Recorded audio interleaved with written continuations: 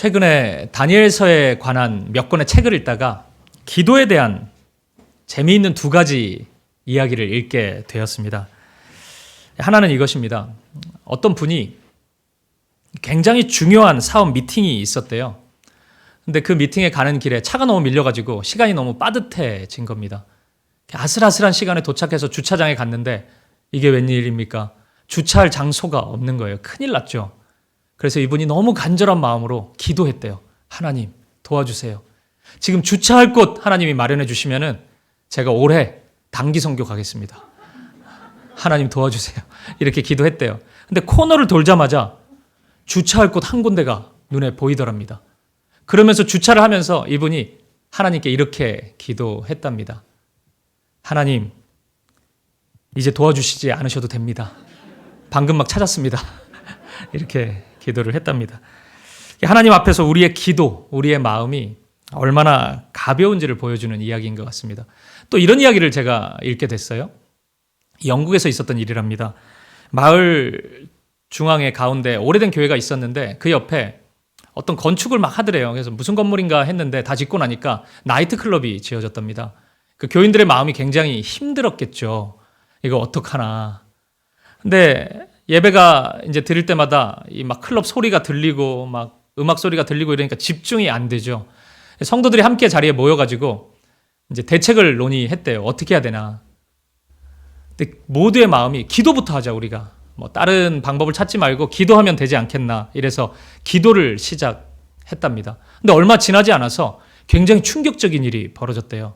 그 클럽에 불이 나가지고 다 그 건물이 타버렸답니다. 다행히 인명피해는 없었는데 더 이상 이제 그 클럽은 이제 운영되지 못하게 된 거죠. 성도들이 모여가지고 하나님께 감사하면서 하나님이 우리의 기도를 들으셨다. 드디어 우리가 하나님 예배에 집중할 수 있게 됐다. 뭐 이렇게 고백했답니다. 근데 이 소식을 들은 이 클럽 사장이 너무 화가 나가지고 고소를 했대요. 교회 때문에 우리가 이렇게 지금 영업 손실이 났다. 교회가 책임져야 된다. 그래서 법정에 가게 됐답니다. 교회 목사님도 오시고 또 클럽 사장님도 오시고 이렇게 서게 됐대요. 근데 이 목사님이 이렇게 얘기를 했대요. 판사님, 그게 말이 됩니까? 우리가 기도한다고 갑자기 불이 나고 뭐 그 클럽이 문을 닫고 그런 게 말이 됩니까? 말이 되는 소리를 해야죠. 저는 그렇게 믿지 않습니다. 이렇게 얘기했답니다. 담당 판사가 이 이야기를 듣고 이렇게 판결을 했대요. 클럽에 불난 게 교회의 기도 때문이라는 법적인 근거가 없습니다. 그래서 클럽의 주장을 받아들일 수가 없습니다. 근데 제가 오늘 재판을 하면서 한 가지 분명히 깨달은 게 있습니다. 클럽 사장이 교회 목사보다 믿음이 더 좋은 것 같습니다. 이렇게 고백을 했답니다. 이게 사실인지 모르겠는데 뭐 책에 있더라고요. 기도의 능력에 대해서 우리가 얼마나 불신하고 얼마나 가볍게 여기는지를 보여주는 이야기인 것 같습니다. 오늘 본문은 다니엘의 기도를 우리에게 소개하고 있습니다. 이 기도문이 정말 소중해요. 왜냐하면 기도에 대한 아름다운 중요한 이야기들이 이 기도문 안에 다 담겨져 있기 때문입니다. 그래서 어떤 신학자는 이 다니엘의 기도를 두고 구약에 나와 있는 수많은 기도가 있는데 그 기도 중에 가장 탁월하고 가장 아름다운 기도다 이렇게 평가하기까지 했습니다. 9장 1절을 보면 다니엘이 이 기도를 드린 시기가 다리오 왕이 통치하던 시기라고 그렇게 말씀하고 있습니다. 다리오 왕이 통치하던 시기. 우리가 다니엘서를 보면서 어떤 한 장면이 생각나지 않습니까? 다니엘서 6장에 무슨 사건이 있었죠? 다니엘의 하나님께 기도하지 못하게 만드는, 기도만 하면은 사자굴에 집어넣겠다는 기도 금지법이 제정되지 않았습니까? 그때 그 왕이 다리오 왕이었습니다. 바로 그 시기인 거죠. 오늘 다니엘의 기도가 그 사자굴에 들어가기 직전에 예루살렘을 향해 손을 들면서 드렸던 그 기도인지는 모르겠어요. 하지만 적어도 그 시기, 다리오 왕이 통치하던 그 시기, 다니엘이 극한의 두려움 속에 있었던, 어려움 속에 있었던 그 시기에 드렸던 기도인 것은 분명합니다. 이어지는 9장 2절은 바로 이 기도를 드리는 순간 다니엘이 어떤 마음을 가졌는지를 우리에게 잘 보여주고 있습니다. 우리 9장 2절 말씀을 함께 읽어보도록 하겠습니다. 시작.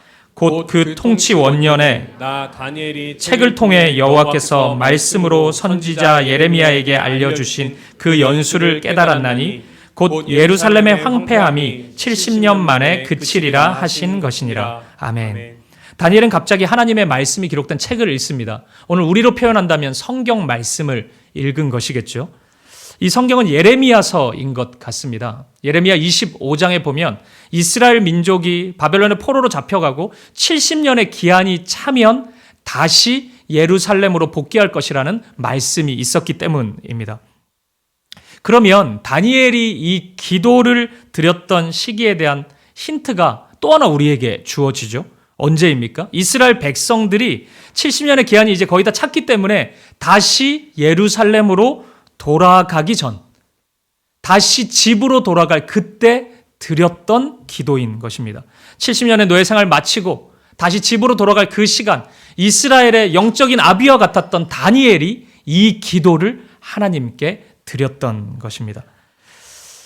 여러분, 우리가 만약 기도를요, 내가 원하는 간절한 것이 있는데 그걸 하나님께 받아내는 행위로만 우리가 기도를 규정해 버린다면 지금 다니엘은 사실 기도할 게 별로 없습니다.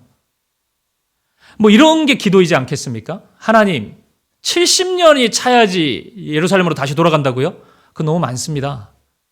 조금 줄여가지고 10년으로 하죠. 10년 만에 돌아갈 수 있도록 하나님 은혜 베풀어 주십시오. 도와주십시오. 이런 게 기도이지 않겠습니까? 근데 지금 70년이 다 차버렸단 말이에요. 그럼 뭐가 기도입니까? 아, 우리 70년 고생했는데 주님, 저하고 약속하셔야 됩니다. 다시는 이런 일 일어나면 안 됩니다. 다시는 우리가 노예 생활 한다든지 우리가 고통 가운데 있다든지 어려움 가운데 있으면 절대 안 됩니다. 주님, 약속해요 저하고. 뭐 이런 게 기도이지 않겠습니까? 뭘 기도했을까요? 제가 20대 시절 이제 신학을 시작하고 기도에 대해서 배우면서 제가 제일 의아했던 기도에 대한 표현이 있습니다. 웨스트민스터 소요리 문답에 보면 기도에 대해서 말하기를 이 하나님이 은혜를 베풀어 주시는 수단, 은혜의 방편 세 가지가 있는데 그중 첫 번째가 하나님의 말씀인 성경이고 두 번째는 성례, 성찬과 세례이고 세 번째가 기도이다. 이렇게 기록되어 있습니다. 소개하고 있어요. 저는 이것이 조금 의아스러웠습니다.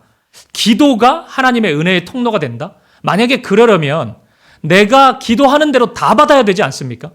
내가 원하는 게 있으면 그 원하는 것을 정확하게, 정확한 시기에, 내가 원하는 그 시기에 다 받아야, 야, 기도가 은혜네.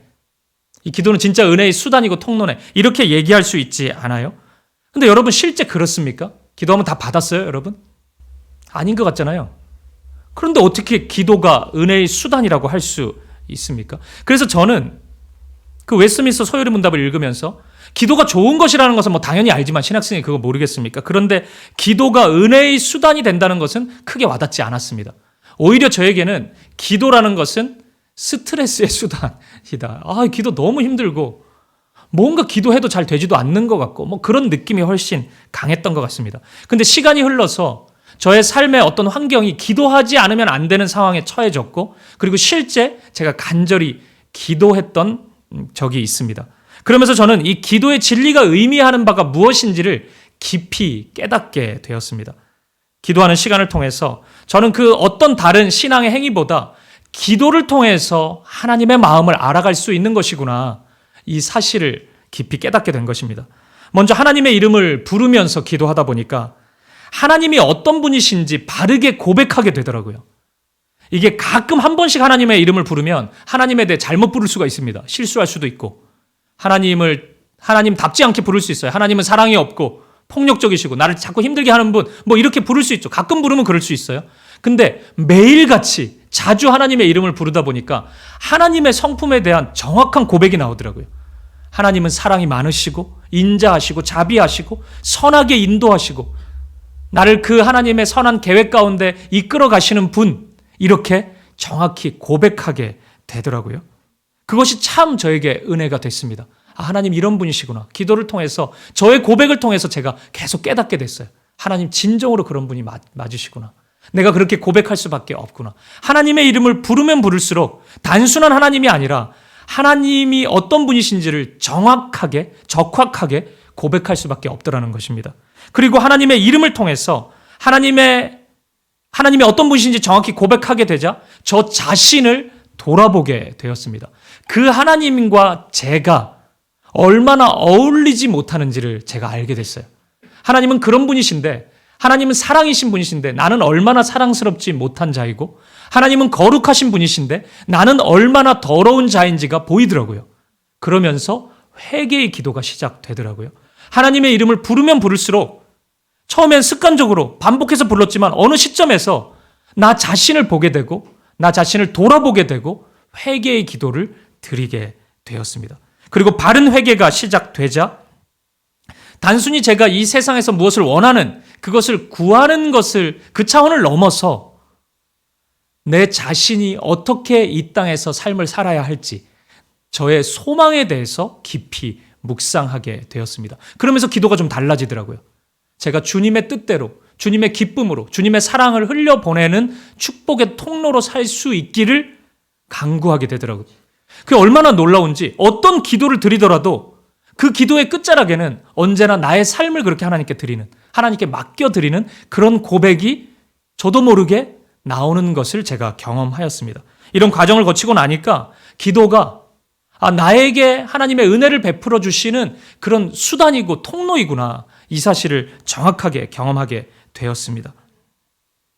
이렇게 본다면 지금 이 다니엘서 9장에서 정말 중요한 것은요, 기도의 내용보다도 어쩌면 다니엘이 기도하고 있다는 사실입니다.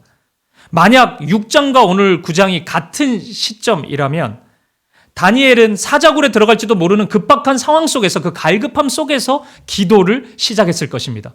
만약 예루살렘으로 돌아가기 직전의 상황이라면 예루살렘으로 가고 싶은 그 절박한 마음, 주님 약속하신 말씀대로 우리를 인도해 주십시오, 우리가 돌아가기 원합니다, 그 갈급한 마음, 또는 다니엘은 청년 시절부터 70년의 시간이 흐를 때까지 약 90세가 넘을 때인 것 같은데, 이 시점까지 정말 힘든 시간, 험악한 인생을 살았거든요. 주님, 다시는 이런 일이, 이런 인생이 저에게 나타나지 않기를 바랍니다.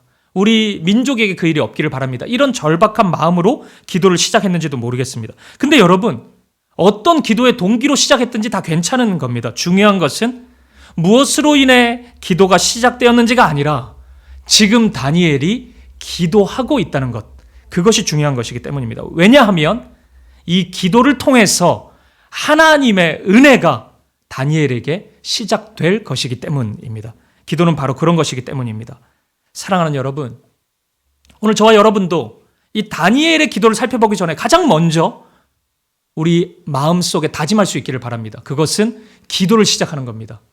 기도에 대해서 많이 아는 것보다, 기도가 이런 거구나 이해하고 지식을 쌓는 것보다 훨씬 중요한 것이 있다면 기도하는 겁니다. 기도는 그런 성격이에요. 많이 알아서 능력이 나타나는 게 아니고 실제 기도를 할 때 하나님의 은혜가 우리 가운데 흘러가는 것입니다.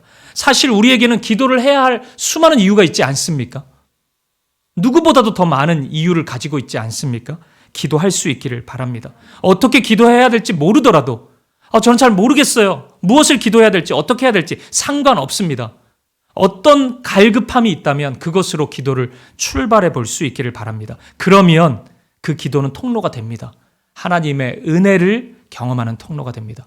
기도를 통해 하나님의 은혜를 누릴 수 있는 저와 여러분이 되기를 간절히 축복합니다. 이제 다니엘의 기도 내용을 한번 살펴보겠습니다. 9장 3절 말씀 우리 같이 보시겠습니다. 시작. 내가 금식하며 베옷을 입고 죄를 덮어쓰고 주 하나님께 기도하며 간구하기를 결심하고. 아멘. 주 하나님께 기도하며 간구하기를 결심합니다. 다니엘은 이 마음을 가져요. 이 표현을 직역하면 나의 얼굴을 하나님께 두었다, 이런 뜻이 될 것 같습니다. 그러니까 기도를 시작할 때 다니엘의 마음이 오직 하나님밖에 없었다는 거예요. 하나님만을 바라보는 그 마음밖에 없었던 것입니다. 가끔 어떤 분들은 이 그리스도인들을 가리켜서 굉장히 유약하고 연약한 사람들로 평가하기도 합니다. 얼마나 삶에 대해서 자신감이 없었으면은 저렇게 신을 따르고 말이야, 이렇게 하나님, 보이지도 않는 그 하나님을 따르고 의지한다 그러고 저렇게 할 수가 있나, 이렇게 비아냥거리는 모습이 자주 발견됩니다. 근데 여러분, 오늘 말씀을 잘 보십시오. 다니엘이 유약하거나 연약해 보입니까? 만약 다니엘이 지금 사자굴의 위협 앞에서 기도를 시작한 것이라면, 다니엘이 그 상황 속에서 이제 자칫 잘못하면 사자굴에 들어가요. 다니엘이 현실을 냉정하게 분석하는 거예요. 지금 내가 처해 있는 상황이 이렇구나. 나는 어쩔 수 없구나. 내가 할 수 있는 일 하나도 없네. 그럼 받아들여야지. 만약에 이런 모습과 다니엘이 그 상황 속에서도 나는 하나님께 기도하기를 결단하고 실제 이 기도를 드리는 그 모습, 이 두 모습 중에 어떤 모습이 더 유약합니까? 어떤 모습이 더 연약해요? 어떤 모습이 더 강하고 용기 있는 모습입니까? 기도하는 모습 아닙니까? 유약하기 때문에 기도하는 것이 아니라, 유약한 사람은 멈춰 있겠죠. 하지만 다니엘은 유약하지 않기 때문에 기도하고 있었던 것입니다. 다니엘은 비록 노예의 신분이었지만 도저히 노예로서는 할 수 없는 행동을 하고 있는 것입니다. 마치 왕의 자녀라도 된 것이냐, 왕 대신 하나님을 바라보면서 하나님의 은혜를 구하고 있는 것입니다. 따라서 다니엘의 지금 드리는 기도는 대책 없는 한 사람이 삶을 포기한 채 그냥 주저주저 내뱉는 그런 이야기가 아닙니다. 다니엘이 할 수 있는 가장 탁월한 선택이고 가장 강력한 도전이었습니다. 가장 강력한 무기를 다니엘은 지금 사용하고 있는 것입니다. 오늘 우리도 이렇게 용기 있게 기도할 수 있기를 바랍니다. 다니엘은 어떻게 이렇게 용기 있게 기도를 선택할 수 있었을까요? 그것은 그 기도를 받으시는 하나님에 대한 바른 이해와 믿음이 있었기 때문입니다. 우리 9장 4절 말씀 우리 같이 한번 보도록 하겠습니다. 시작. 내 하나님 여호와께 기도하며 자복하여 이르기를 크시고 두려워할 주 하나님, 주를 사랑하고 주의 계명을 지키는 자를 위하여 언약을 지키시고 그에게 인자를 베푸시는 이시여. 아멘. 저는 이 구절에 주를 사랑하고 주의 계명을 지키는 자, 이 표현이 참 좋아요. 그러니까 주님을 사랑하기 때문에 주님의 계명을 지킬 수 있는 거죠. 그러니까 주님을 사랑하지 않으면은 주님의 계명, 주님의 입에서 나오는 말씀을 지키기가 굉장히 힘들어요. 사랑하지도 않는 자의 말씀을 뭐 하려고 따릅니까? 그거 나 힘들게 하려고 주신 말씀이면 어떡하려고요? 나를 사랑하기 때문에 주신 말씀인 걸 아니까 그 말씀에 순종할 힘을 얻게 되는 거잖아요. 이 사랑과 말씀, 특별히 말씀에 대한 순종은 언제나 같이 가는 거죠. 사랑하지 않으면 불순종합니다. 하지만 사랑하면 순종하죠. 다니엘은 진짜 주님을 사랑했던 자입니다. 왜요? 극한의 상황 속에서도 말씀에 순종하지 않습니까? 다니엘이 말씀에 순종하면서 요거 지키면 하나님이 뭐 주시려나? 요거 주세요. 제가 적어놓은 거 있습니다. 리스트가 10개. 순서대로 주세요. 이런 기대감으로 말씀을 지켰겠어요? 그러면은 사자굴, 풀무불 이런 데서 견뎌내질 못해요. 다니엘은 오직 하나, 주님을 사랑하는 마음 때문에 주님의 말씀에 따를 수 있었던 것입니다. 우리 지난주에 제가 나눴던 말씀, 이 짐승의 나라의 백성들이 삶을 살아가는 그 동기와 하나님의 나라의 백성들이 살아가는 동기가 차이가 있다 그랬잖아요. 짐승의 나라의 백성들은 어떤 동기로 살아간다 그랬죠? 원하는 것을 얻기 위한 열망, 그 욕심, 그것으로 살아갑니다. 근데 하나님 나라 백성들은요, 하나님의 사랑의 힘으로 살아가는 거죠. 오늘 다니엘이 그런 거죠. 다니엘이 1장에서 왕이 내려주는 산의 진미를 거부할 수 있었던 이유, 사자굴의 위협 앞에서도 내가 사자굴에 들어간다 할지라도 기도를 하겠다, 이런 결정을 한 이유는 그것으로부터 하나님께로 뭘 받을 요량이 아니라 오직 하나님을 사랑하는 마음 때문에 이럴 수 있었던 것입니다. 하나님을 사랑하기에 하나님 외에 다른 것을 택하지 않았던 것입니다. 오직 하나님만을 사랑하기에 하나님이 기뻐하지 않는 길, 수많은 사람들이 그 길을 걸어가고 있었는데 그 길을 택하지 않고 하나님이 원하시는 길, 그 길이 비록 좁고 협잡하다 할지라도 그 길을 선택할 수 있었던 것입니다. 마치 선택지가 단 하나밖에 없는 것처럼 그 사랑의 힘으로 다니엘은 가장 사랑하는 주님 앞으로 나아갈 수 있었던 것입니다. 그리고 우리가 꼭 기억해야 되는 또 다른 진리 하나가 여기에 있습니다. 우리 하나님이 바로 그러한 자, 하나님 사랑하고 그 사랑 때문에 말씀에 순종하는 자를 진심으로 사랑한다는 것입니다. 하나님은 그러한 자를 언제나 찾고 계시고 그러한 자를 온 힘을 다해서 사랑하시는 분이십니다. 따라서 여러분, 우리 하나님을 무슨 AI 로봇처럼 생각하지 마십시오. 하나님 사랑해요. 됐죠? 뭐 이렇게 하면 뭐 다 내가 했잖아요, 하나님. 입력이 안 됩니까, 하나님께는? 뭐 이런 식으로 관계를 맺으려고 하지 마세요. 하나님은 지금 우리의 관계보다 더 깊은 사랑의 관계로 나아가기를 원하십니다. 더 깊이 사랑하기를 원하고 사랑받기를 원하시고 그 사랑을 주고받으면서 더 깊은 사귐으로 나아가기를 원하시는 분이십니다. 사랑하는 여러분, 주님 더욱 사랑하고 그 사랑 때문에 주님의 말씀 앞에 더 가까이 나아갈 수 있는 저와 여러분 되시기를 간절히 축복합니다. 이제 다니엘은 이 기도 속에서 하나님 이름을 부르고 하나님이 어떤 분이신지를 확인했습니다. 그러자 다니엘은 이어서 회개의 기도를 시작합니다. 말씀드린 것처럼 하나님에 대해 온전히 고백한 사람은 가장 먼저 회개할 수밖에 없습니다. 그 하나님과 전혀 어울리지 않는 내 안의 죄와 어두움을 발견할 수밖에 없기 때문입니다. 9장 5절과 6절 말씀을 우리 같이 한번 읽어보도록 하겠습니다. 시작. 우리는 이미 범죄하여 패역하며 행악하며 반역하여 주의 법도와 규례를 떠났사오며 우리가 또 주의 종 선지자들이 주의 이름으로 우리의 왕들과 우리의 고관과 조상들과 온 국민에게 말씀한 것을 듣지 아니하였나이다. 아멘. 이 다니엘의 회개 기도의 특징은 자신의 죄악을 낱낱이 고백하는 것, 그리고 그것을 넘어서 민족의 죄악까지 고백하고 있다는 겁니다. 이 회개 기도가 무려 9장의 14절까지 가장 많은 분량을 차지하고 있습니다. 계속 이어지고 있습니다. 여기서 잠깐 이 회개에 대한 몇 가지 부분을 생각해 보고 싶습니다. 질문을 좀 드려볼게요. 여러분, 지금 다니엘이 회개 기도하고 있는데 다니엘이 지금 회개 기도하지 않으면 다니엘은 구원 못 받습니까? 다니엘은 하나님의 자녀가 아닙니까? 하나님이 그렇게 선언할까요? 아니겠죠. 그러면 다니엘이 지금 회개 기도하지 않으면 이 민족이 예루살렘으로 가지 못합니까? 취소될까요? 내가 원래 계획은 가는 거였는데 너희가 회개를 안 해가지고 못 가겠다 거기. 하나님이 이렇게 말씀하실까요? 그런 것 같기도 하고 아닌 것 같기도 하죠. 근데 아니겠죠. 하나님이 무슨 뜻을 그렇게 왔다 갔다 하면은 불변하시는 신실하신 하나님이라고 우리가 고백하기가 어렵지 않습니까? 그런 거 아닐 겁니다. 약속대로 예루살렘으로 갈 겁니다. 근데 왜 회개해야 됩니까? 그럼 뭐 변하는 것도 없는데 다니엘은 왜 회개해야 돼요?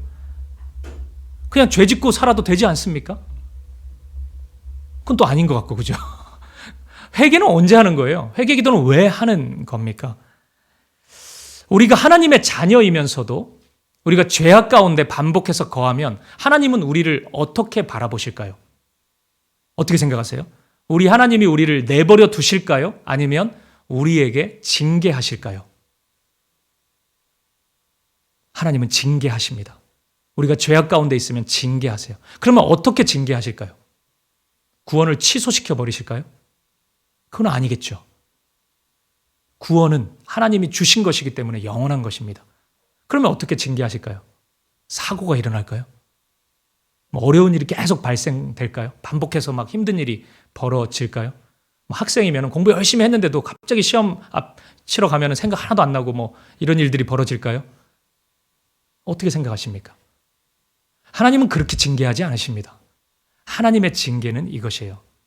우리가 하나님의 자녀라면 마땅히 하나님과 깊은 사귐을 나눌 수 있는 자입니다. 아버지 되신 하나님과요. 그래서 그 사랑, 그 은혜가 허락해 주는 즐거움이 우리 안에 넘쳐 흐르게 돼요. 그래서 매사가 즐겁습니다. 이 땅의 것이 아니라 영원한 것을 내가 보았기 때문에 그 구원의 기쁨, 그 즐거움이 있어요. 그래서 그 즐거움으로 우리는 하루하루를 살아갑니다. 이것이 그리스도인의 생활 감정이라고 할 수 있습니다. 그런데 우리가 죄악 가운데 거하게 되면 그 마음이, 그 즐거움이 조금씩 사라지기 시작합니다. 우리가 잘 아는 다윗이 하나님 앞에서 아주 심각한 범죄를 저지른 적이 있습니다. 그때 다윗이 그 죄 앞에서 이런 고백을 해요. 시편 51편 11절 12절 말씀입니다. 나를 주 앞에서 쫓아내지 마시며 주의 성령을 내게서 거두지 마소서. 주의 구원의 즐거움을 내게 회복시켜 주시고 자원하는 심령을 주사 나를 붙드소서. 아멘. 보세요. 주 앞에서 쫓아내지 마시며. 다윗이 주님 앞에서 쫓겨난 적이 있습니까? 없습니다. 죄를 지었다고 해서 쫓겨나고 그런 거 아닙니다. 주의 성령을 내게서 거두지 마소서. 성령이 떠나신 적이 있습니까? 없습니다. 다윗 안에 여전히 함께 하십니다. 그런데 왜 이 고백을 할까요? 다윗이 그렇게 느껴지는 겁니다. 내가 주님께 꼭 쫓겨난 것만 같고 하나님과 관계없는 존재인 것 같고 하나님의 신이, 하나님의 성령의 역사가 내 마음 가운데 조금도 나타나지 않는 것 같은 거예요. 구원을 받았죠. 그럼 변하지 않습니다. 그런데 구원의 즐거움을 회복시켜 달라고 하는 거예요. 구원이 마치 없는 것처럼, 내가 구원받지 못한 자처럼 그런 마음이 찾아온 것입니다. 그 두려움이 생기고 그 절망감이 생겼던 것입니다. 이것이 죄가 가지고 오는 파괴력입니다. 이것이 죄가 주는 무서움이에요. 죄는 우리를 그런 상태로 만듭니다. 죄가 우리를 지배하기 시작하면 우리는 성도답지 못하게 살게 됩니다. 주님의 일이 즐겁지가 않고 주님의 마음이 느껴지지도 않습니다. 불신자를 방불케 하는 삶을 살아갑니다. 아무리 열심히 살아도 불신자와 크게 다를 바 없는 삶의 궤적이 그 사람에게 나타납니다. 여러분, 그러면 죄 지은 성도는 평생 그렇게 살아야 합니까?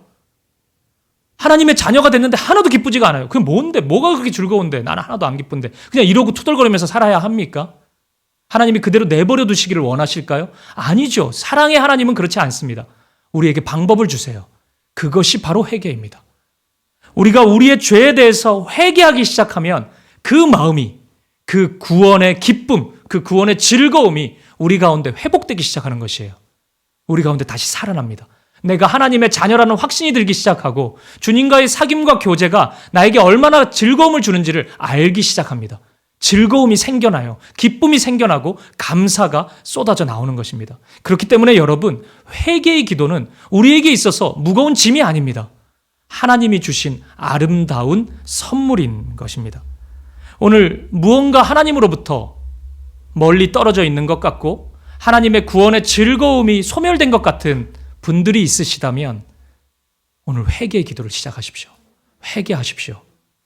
그 회개의 기도를 드리는 그 순간의 무거움보다 회개의 기도 이후에 회복되는 나의 마음, 내 마음 속에 찾아오는 즐거움이 훨씬 더 큽니다. 회개 기도를 시작할 수 있기를 바라고 예수 그리스도의 십자가를 의지하여서 마음속의 모든 죄를 고백할 수 있기를 바라고 그 고백을 통해서 회복시켜 주시는 하나님의 은혜를 풍성히 누릴 수 있는 저와 여러분 되시기를 간절히 소망합니다. 회개의 기도를 다니엘이 이렇게 드려요. 그리고 이 회개의 기도를 마친 후에 다니엘은 이제 가장 중요한 기도, 이 마지막 고백을 하나님께 드립니다. 그 마지막 고백은 오직 하나님의 긍휼만을 구하는 기도입니다. 오직 하나님만을 의지하겠다는 고백을 드립니다. 여러분, 왜 이 고백이 이 다니엘의 기도 가운데 제일 마지막에 나오는지 아십니까? 다니엘이 하나님의 이름을 부르고 바르게 고백하고 하나님이 그런 분이신지 인정하고 그리고 자신의 어두움을 발견하고 회개하고 이 과정을 통해서 다니엘이 분명히 깨달은 것이 있기 때문이에요. 그것은 나의 힘과 나의 능력을 의지하면 안 되겠구나. 그것을 깨달은 것입니다. 그래서 언제나 하나님 앞에 기도하는 사람은 마지막에 내 힘이 아니라 하나님의 능력, 하나님의 힘, 하나님의 은혜를 의지하고 사모하는 고백을 드리게 됩니다. 오늘 본문의 18절 말씀을 우리 함께 보시겠습니다. 같이 한번 읽어보죠. 시작. 나의 하나님이여 귀를 기울여 들으시며 눈을 떠서 우리의 황폐한 상황과 주의 이름으로 일컫는 성을 보옵소서. 우리가 주 앞에 간구하옵는 것은 우리의 공의를 의지하여 하는 것이 아니요 주의 큰 긍휼을 의지하여 함이니이다. 아멘. 우리의 공의를 의지하여 하는 것이 아니고 주의 큰 긍휼을 의지하여 함이니이다. 우리가 나 자신을 의지하면 결국 왕이 산의 진미 내려주면 그거 먹어요. 나의 힘을 의지하면 그렇습니다. 우리가 나 자신을 의지하면 풀무불의 공격 앞에서 무너집니다. 사자굴의 공격 앞에서 무너지고 우상에게, 사람에게 절할 수밖에 없습니다. 우리는 그 정도의 의지력이 전부입니다. 우리가 나 자신을 의지하면 벨사살 왕을 따라가는 그 옆에 1000명이 모여 있을 때 굉장히 부럽게 느껴질 겁니다. 그리고 결국 그 유혹 앞에 무릎을 꿇게 될 것입니다. 하지만 우리가 나의 힘이 아니라 하나님을 의지하기 시작하면 이 세상 모든 질서를 이겨낼 수 있고 하나님의 백성으로서 신실하게, 진실하게 이 땅의 삶을 살아갈 수 있게 됩니다. 이제 다니엘은 확실히 알게 된 것입니다. 내가 누구를 의지해야 될지, 우리 이스라엘 민족이 의지할 대상이 누구인지 정확히 알았습니다. 바로 하나님이십니다. 하나님을 의지해야 되는구나. 그래서 다니엘은 이 마지막 기도에서 더욱 간절한 마음으로 주님의 긍휼만을 구하고 있는 것입니다. 사랑하는 여러분, 오늘 이 다니엘의 기도를 통해서 나도 기도를 해야 되겠다는 도전이 여러분에게 찾아왔다면, 그럼 이거 하나만 기억하십시오. 내가 아니라 하나님을 의지하여서 기도하시면 됩니다. 어떤 기도의 제목을 가지고 하나님 앞에 나아가더라도 여러분, 나의 힘, 나의 공로, 나의 행함이 아니라 예수님, 주님을 의지하고 주님의 공로 의지하고 주님의 행하신 그 십자가를 의지하면서 기도하면 됩니다. 그러면 바른 기도가 이루어지고 그러면 하나님의 은혜가 우리 가운데 찾아오기 시작하는 것입니다. 오직 주님만 의지하고 주님의 긍휼만을 구할 수 있는 저와 여러분 되시기를 간절히 축복합니다. 우리 말씀을 마무리하겠습니다. 오늘 본문의 다니엘의 기도는 이 다니엘서에 나오는 다니엘과 세 친구가 보여준 많은 믿음의 행동들이 있는데 그 중에서 가장 아름답게 빛나는 모습이라고 할 수 있습니다. 우리가 1장부터 9장까지 살펴봤는데 각 장에 다니엘이 한 명씩 있었다면 이 9명의 다니엘 중에 이 9장에 있는 다니엘이 가장 큰 거인입니다. 영적으로 가장 큰 모습으로 지금 서 있습니다. 누군가는 이 위기의 순간에, 이토록 다급한 순간에 뭘 기도하고 앉았냐고 이렇게 비아냥거릴 수도 있을 겁니다. 다른 일 빨리 해야지. 이렇게 다급한데 그렇게 여유 있어? 기도하고 있어? 이렇게 다그칠지도 모르겠어요. 하지만 여러분, 기도가 가장 중요한 것입니다. 가장 위기의 순간에, 다급한 순간에 우리는 기도부터 시작해야 되는 것이에요.